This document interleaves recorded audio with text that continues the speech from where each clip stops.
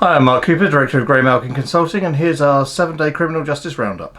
It's definitely been a busy week for publications in relation to violence against women and girls, so let's take a look at those publications that will be of most interest to PCCs and local authorities.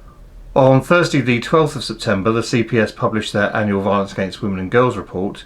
The report covers offences such as domestic abuse and rape. For domestic abuse, the report says, the reduction in suspects referred to the CPS by the police for a charging decision has had the largest impact on CPS charging volumes in 2018-19. Referrals from the police fell from 110,653 in 17-18 to 98,470 in 18-19, a decrease of 11%. Completed prosecutions decreased from 89,091 to 78,624, a decrease of 11.7%, while convictions fell from 68,098 in 17-18 to 60,160 in 18-19, a decrease of 11.7%. The conviction rate rose slightly from 76.4% to 76.5%, the highest ever recorded. In relation to rape cases, the CPS report said, the number of suspects referred by the police to the CPS for a charging decision decreased from 4,370 in 17-18 to 3,375 in 18-19, a decrease of 22.8%. Completed prosecutions decreased from 4,517 to 3,034, a decrease of 32.8%. The number of convictions decreased from 2,635 to 1,925, a decrease of 26.9%. Publishing the report, the Director of Public Prosecutions, Max Hill, said, rape is an awful, sickening offence, and I completely understand why the fall in charge rates is so concerning.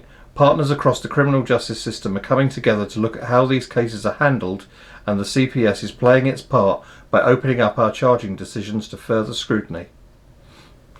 Responding to the report, the APCC victims lead, Sophie Linden, and Julia Mulligan, the North Yorkshire Police and Crime Commissioner, said, today's figures are a huge cause for concern. As Police and Crime Commissioners, we are alarmed that whilst reports of rape are rising, there has been a significant drop in prosecutions and convictions for crimes such as domestic abuse, rape and sexual offences.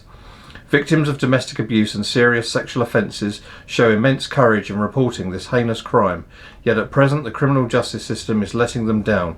It is critical that victims have confidence that when they report a crime, they will be supported by a robust response. Currently, on too many occasions, this is not happening, and we cannot allow this to continue. A few weeks ago, I talked about the rape monitoring statistics that have been published by HMIC FRS and that are available on their website. I think when looking at the CPS reports, particularly the statistics on rape, it's worth looking at in conjunction with those statistics on the rape monitoring page. On Friday the 13th of September, the BBC published a story about the levels of domestic homicides across England and Wales. Their report showed that last year there were 173 domestic homicides, an increase of 32 from the previous year.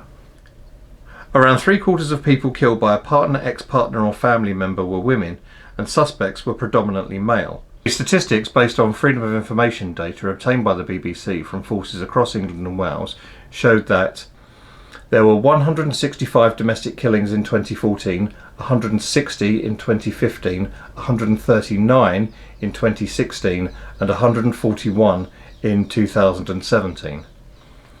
Responding to the report, Sandra Hawley, the Chief Executive of Refuge, said, these statistics are truly horrifying. Domestic violence is a national travesty and the biggest issue facing women and girls worldwide. At Refuge, we know only too well what happens when violence against women and girls goes unchallenged, and these statistics should be a wake-up call for politicians and the criminal justice system. Now, more than ever, violence against women and girls must be taken seriously, but change will not happen without pressure. Adina Clare, Acting Co-Chief Executive for Women's Aid, said, we're appalled that domestic homicides are now at their highest rate in 5 years. Domestic homicide is a gendered crime, with 82% of perpetrators being male and 73% of victims being female. It is the final fatal act of control from an abuser when the perpetrator, far from losing control, exerts the ultimate control over their victim.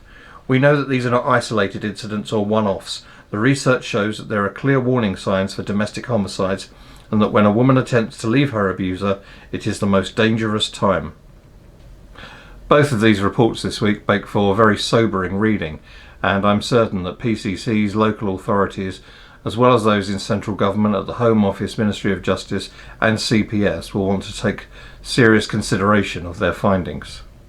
Well, that's it for this week. As usual, if you'd like a copy of our newsletter, then please contact me, Mark Cooper, on our website at www.graymalkinconsulting.com, and I'll get back to you. Have a great week.